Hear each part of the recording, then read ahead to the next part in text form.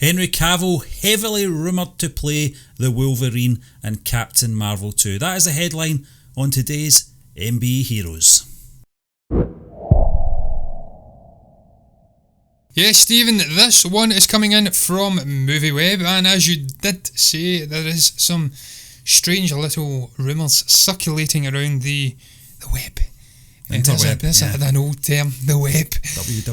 www. Suggesting that Henry Cavill, of course, of Superman Kal-El fame, could be in talks with Marvel Studios to become Wolverine himself.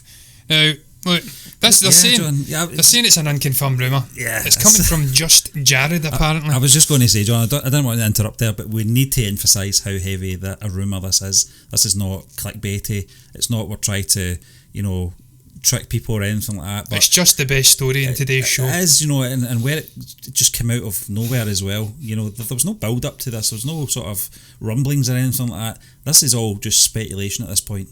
Yes, it is. And apparently he's going to be appearing in Captain Marvel 2. Now, I've went over this article a couple of times and I'm still bemused, Stephen. I don't quite understand why Wolverine would appear in a Captain Marvel movie. This is a character who is never on Earth. She's always off doing her guardian work for other sort of celestial bodies in the galaxy. She's very rarely on Earth. That was already established in Endgame. Why would she be on Earth, and why would Wolverine have any interactions with her? Yeah. It's all very strange, but look, it is a heavy rumour, but I would like to see it, I have to say. I've seen other people suggesting this is a terrible idea, why this would be bad news. I think Henry Cavill's a fantastic actor. He can do a whole array of different genres. He get really harshly treated as Superman. I really enjoyed Man of Steel. A lot of people like to shit on that movie. One of the best Superman movies ever made. He was fantastic in that, alongside, I think it was Russell Crowe and Kevin Costner. Is that right? Yeah. He was just fantastic in it. And I really enjoyed him in Mission Impossible Fallout. So this is a guy who can do action movies. He's buff. He's ripped to hell. Wouldn't take much to get him into fighting shape for a movie like this. Sooner or later we are going to have to get a Wolverine movie. He's another tall guy. I was going to say that, yeah. We're getting linked with Taron Egerton and whatnot. He's a traditionally shorter guy. Say short, he's 5'9"ish. He's not that short. He's probably still too tall to play Wolverine. Probably still too tall, yeah. So, but this guy's like 6'2", Cavill, so he's still way too big. I mean, he's Hugh Jackman levels. And that was always the niggle for people watching the original adaptation, his take on the character. Yeah. Despite the fact they loved it, he's now synonymous with the character, just the attitude, the gruffness he brought to it. He was still too tall in terms of being comic book authentic, so that's the one thing I'd say. He's a bit big. He is a bit buff as well. He's really big. I mean, he's... John, one of the things that they were saying in this article as well was about his age. He's 40 now. Yeah, it's true. Which surprises me as well, because he doesn't look 40. That may be why they're saying it's a bad idea. Yeah, but I don't care about that. I don't think that's a bad thing. Look at the likes of Mahershala Ali playing Blade. At his age, he doesn't look his age. I'm stunned by that guy's age. That's what I'm saying. Henry Cavill does not look 40 years old. He looks at very most maybe he's early 30s. Looks my age. And to trade the Man of Steel for the Man of Adamantium, there's your tagline. Yeah. I think, John. Wow. It's that. If you think of anyone replacing Hugh Jackman, Henry Cavill's got to be up there. On the other hand, I don't want to see this. I don't want to see it purely on the character being exposed over the last 5-6 years in various forms. The Wolverine, Logan, Days of Future Past. I just think the whole X-Men thing has to have a little day off. It does. Or two. 10 years, I'm going to say, John.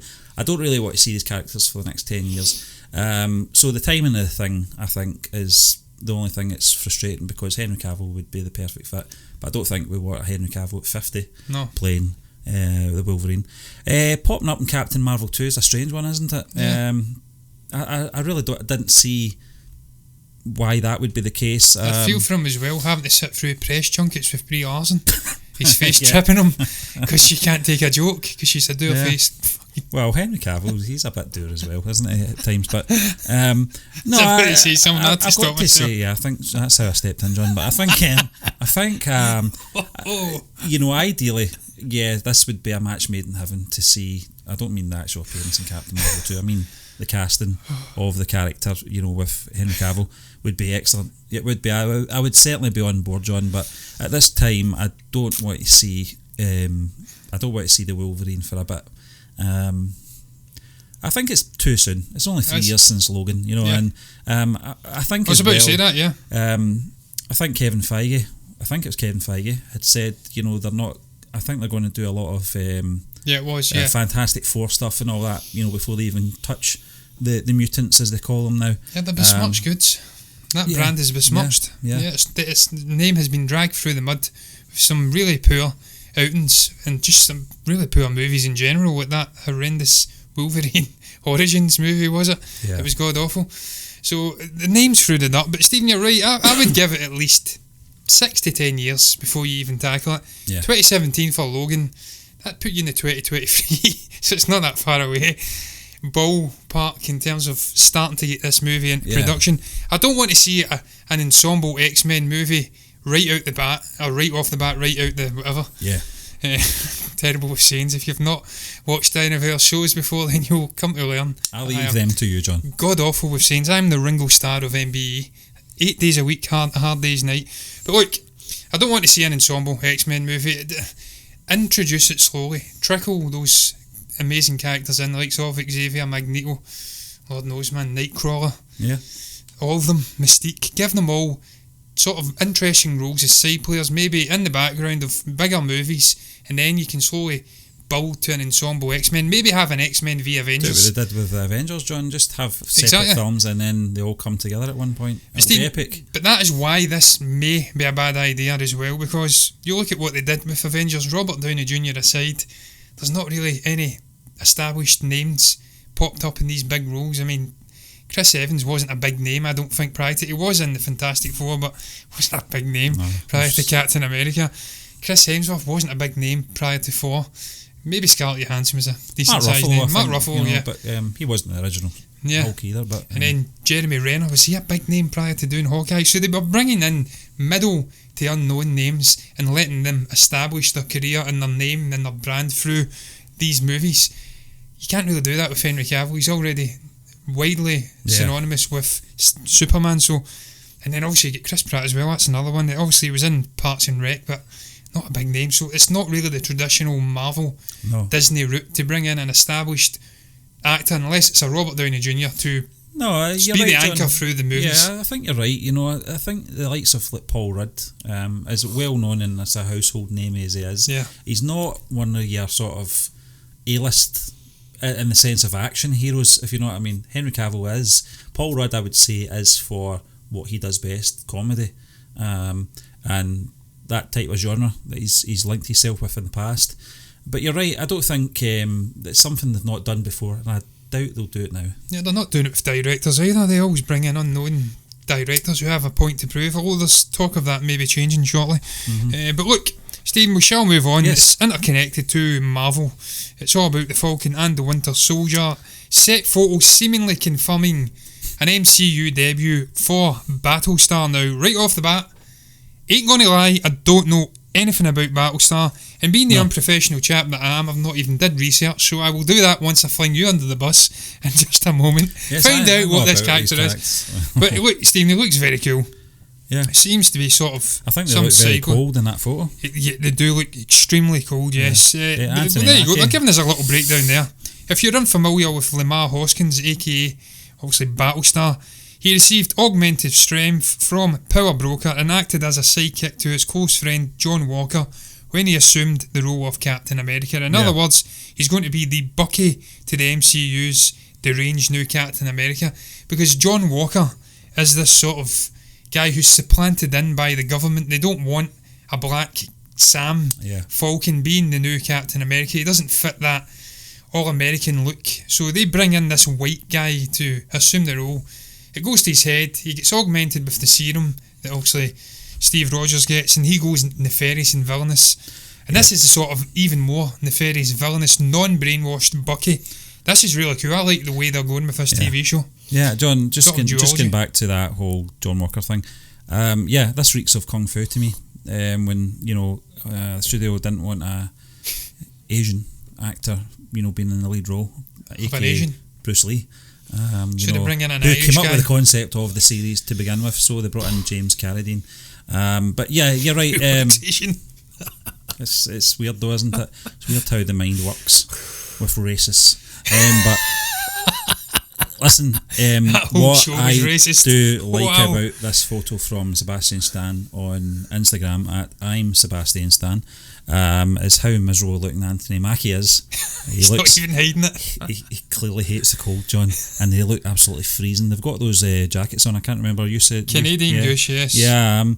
You know, and it's what I like about these things is they're standing next to heaters as well. I just noticed that. Yeah, fantastic. But I like the angle they are going with. You know, with the whole image of Captain America and their concerns. Obviously, you know, with the Falcon, and clearly there's racist undertones from these people. You know, I like this take. You know, because they're going to make a mug of these people, and also.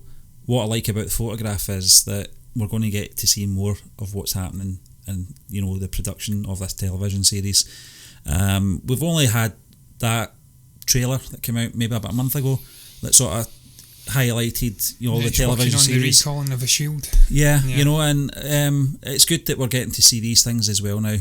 Finally, the UK are going to catch up this month with Disney Plus. Yes. So we can now be on board with this, and I'm pretty sure now. All those contracts from Sky Television, etc., have all ran out. We're going to actually be on an even keel with the rest of the world now. Fingers crossed. So I'm looking forward to this, John. I like the photograph as well. Sebastian Stan, I follow on Instagram. Very interesting guy, cool dude as well. And this photo did crack me up. I was the same as yourself, Anthony Mackie. Totally homed in his facial expression. Love the guy. Just an amazing dude. He's such a cool guy. Yeah. And he suits that coat as well, but he just doesn't look happy. No, he doesn't. Stephen, look, I'm really intrigued by this TV show. I'm intrigued by these two sort of dark and light side variations of the characters. You have Falcon, you have the Winter Soldier, then you have this Captain America, John Walker, and obviously Battlestar. Clay Bennett, haven't heard much about this guy, I can't lie. He was in Homeland, that was a great TV show. Wyatt Russell, though, really enjoyed him in Overlord. He's a really, really good actor. One of the standout performers in that movie.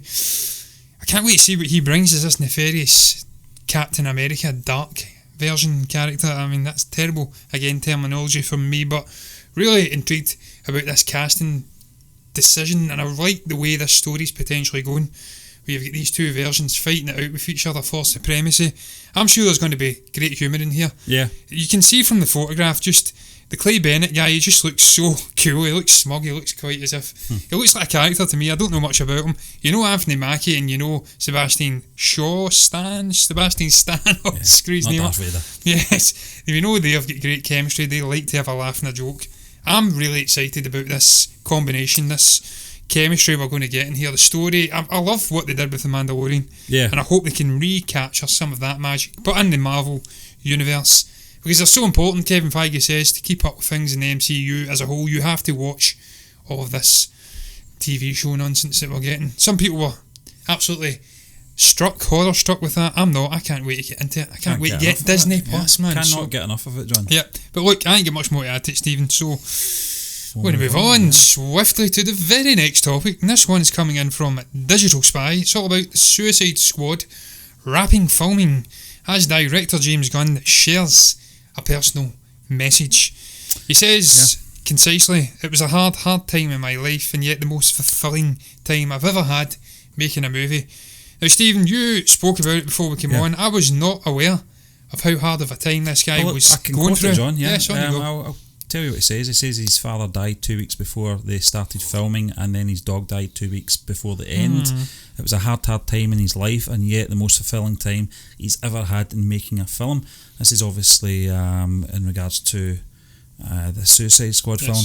I mean, it's you sometimes forget that, you know, directors, actors, etc., they've got lives outside film industry, and real life things do happen, you know.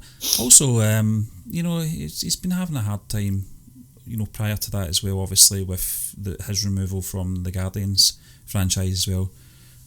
Wrongly so. Yes. Wrongly so. You know, he's apologised for things that I don't think he had to apologise for. You know, he's a different person now. You know, you're not always the same. You're not going to be the same person you were when you're younger. Your mindset is totally different. You mature as you get older. You know, you realise you've said some stupid things in your life. And obviously in terms of his humour as well, I'm pretty sure that's matured as well. But yeah, I mean, it was nice to see that, you know, that this kind of got him through those hard times, you know. Another film I'm certainly looking forward to, not because I'm a big Suicide Squad fan, but I am a James Gunn fan. Yeah. And what he did for Guardians of the Galaxy. Now, you take yourselves back to 2014, John. You actually said to me you fancy going to see this film. Didn't know anything about it. I wasn't really, I've got to be honest, I wasn't really excited for it. But what that man did in that film, laughed my head off. And the second one as well. You know, we don't talk about the second one as much. You know, but Got that my first all-time film, favourite actor in there, or one of them. yeah, Kurt Russell. You know, and those man. gold people, but I hate we'll those forget gold about them. But yeah, I mean, listen, this guy, he can turn any sort of franchise into a successful franchise, and that's why DC took him on board for the Suicide Squad. You know, and I can't wait to see that. But I'm just glad he's sort of the bridges have been, you know, built again. You know, old wounds have healed with you know, Marvel as well, because he's one of the most gifted writers and directors out there that we have. You know, and Marvel know that. You know, I never thought he would be back. You know, I thought that Disney would have stood their ground on this one. They usually do. Yeah, you know, but I think that's such the position the man has put himself in with his own talents. You know, and I don't know. I think DC knew what they were doing as well. They saw an opportunity to get this man into their studio. That's Warner Brothers, of course. And you know, I think Marvel realised as well, you know, we can't have one of the most talented writer-directors in the world working for a rival studio. Yes. We need him back, you know, get him back at all costs. Stephen, look, you're right about what he says with what he did with Guardians and whatnot, and just how leaving that, they'd realised they'd made a mistake. I think what took maybe Disney by surprise as well was the adulation, the admiration the cast had for the man. Yeah. The likes of Dave Bautista coming out, they all came out and signed a sort of statement saying they were wanting him back. They weren't keen on working on another Guardians of the Galaxy movie without him being there. It was his story, his passion project. Taika Waititi, wasn't it? Yeah, but he refused. I think that was a real turning point in actual fact, when they went to Taika and he says, I'm not interested, I'm not doing that to my friend. That's when they realised no one's going to do this. The cast aren't happy. It wasn't even that serious anyway, it was just tweets. No one is hurt by words. Words are just words. And then they realised they're out of the ways and went back and gave him the job.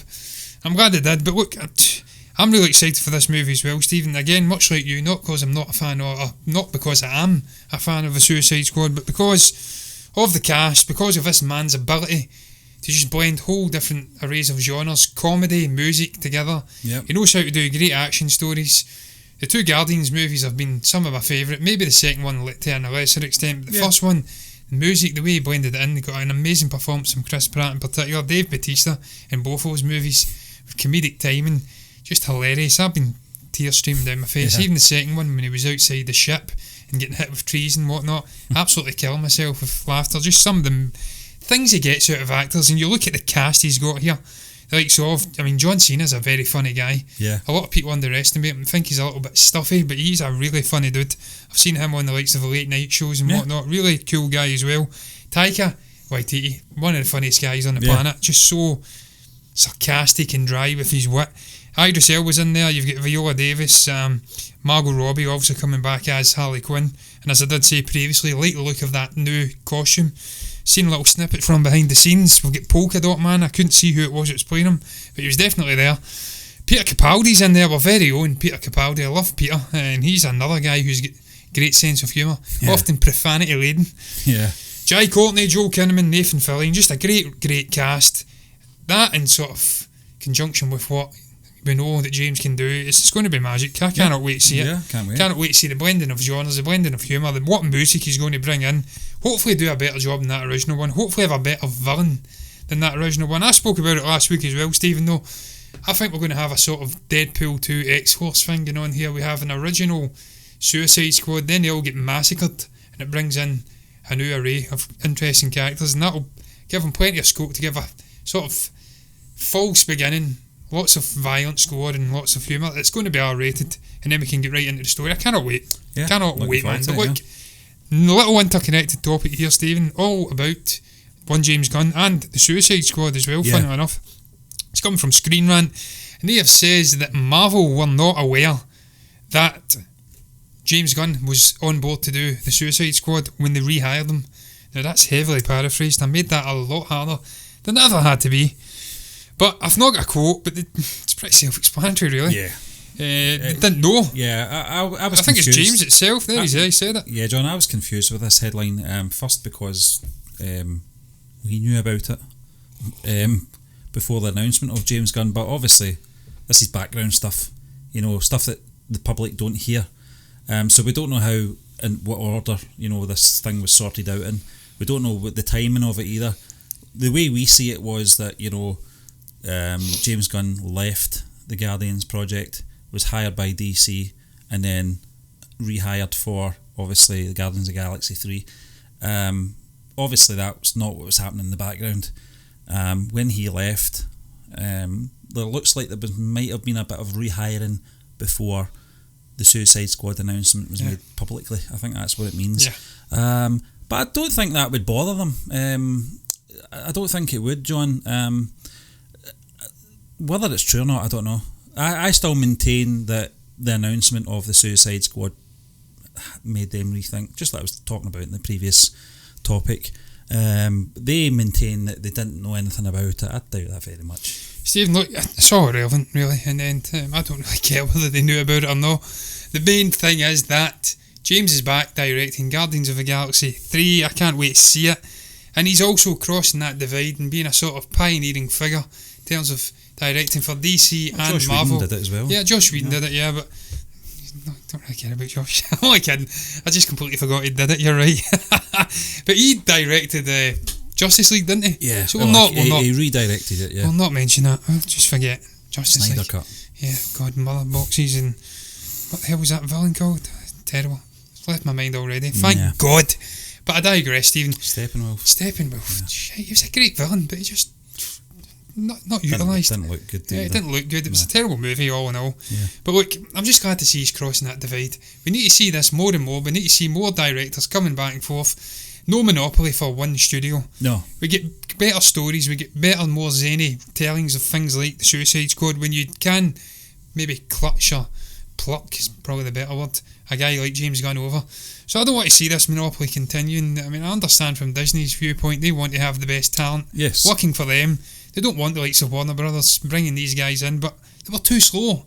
Or maybe they weren't, because I think it's actually James saying that apparently they didn't know that they didn't know about Squad, as he says, before they first talked to him about coming back. I think he's telling a porcupine there. I think he's covering his backside. I think you're right, Stephen. If I recall the timeline, it was announced way before that he was doing Suicide Squad, before the rehiring. There was a bit of a gap, John. It was like 2 months or something, so I'm not having it. The only way that would make sense, that it was all background discussions, etc., and nothing was announced, the way it sequentially was released to the public. But I doubt it very much, John. I think they've realised the error of their ways. And I'm glad. Error of their ways, and I'm just glad. I don't. We've always maintained on this show, and and just in general, we're not DC fanboys. We're not Marvel fanboys. We want the best from both of these studios, because this is the time.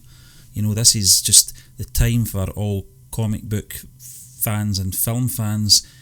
Just to pull together. This is sort of the stuff of dreams. For these guys.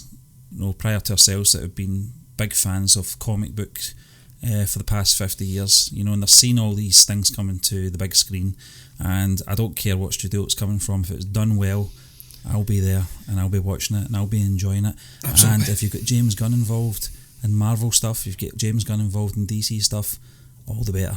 Absolutely, Stephen, I completely concur with all of that. But look, that's going to round up the show. So I ain't got much more to add, sadly. Or maybe not. If you've been watching, you're perhaps bored hearing me talking a lot of shite for the past 27 minutes. But look, I digress. What the hell did you make about this Henry Cavill rumour? Do you think it's going to happen? Do you want to see it happen? Do you care? Are you underwhelmed? overwhelmed. What's your thoughts on Falcon and the Winter Soldier? What's your thoughts on Suicide Squad and James Gunn?